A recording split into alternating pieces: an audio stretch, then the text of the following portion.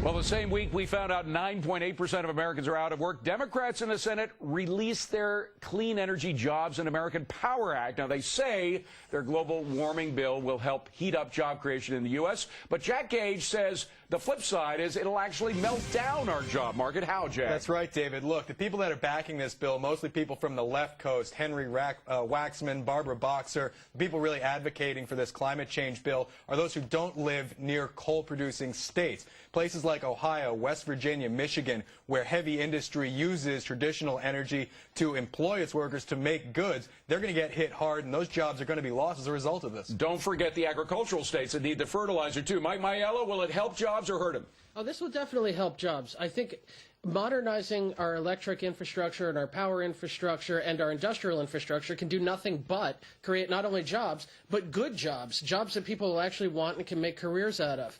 You would not see the kind of just make work jobs here because the entire electric infrastructure needs to be rebuilt. There'll be a few handful of companies like PSE&G that'll benefit from this, some of the big utilities. But by and large, the average working family will suffer. The Congressional Budget Office estimate that expenses for the typical family will go up by $175.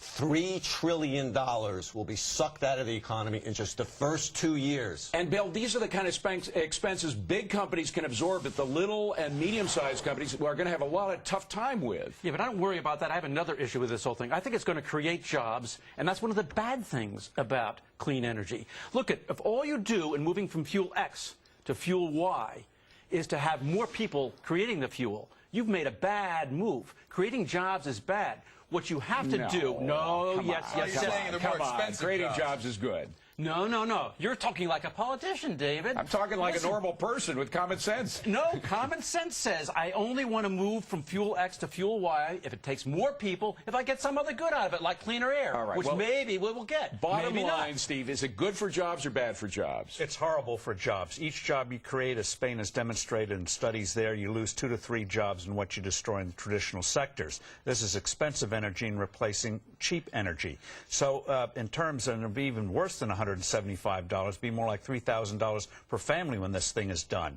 So you have pile on, does nothing about creating new energy like nuclear energy, coal sequestration, things like doing new asphalt to get less heat from the streets, basic good stuff that works. Maiello, what about that? There have been studies to show that for every green job created, you lose 2 in the regular sector. Well, one thing is, and I agree with Steve here, I think we should consider nuclear energy to be green energy, and we should create jobs there as well. And I think that would actually alleviate the problem. If we compromised on that and just realized that nuclear energy is green energy, we could create jobs there, and it'll be great for I like how he says nuclear, by the way.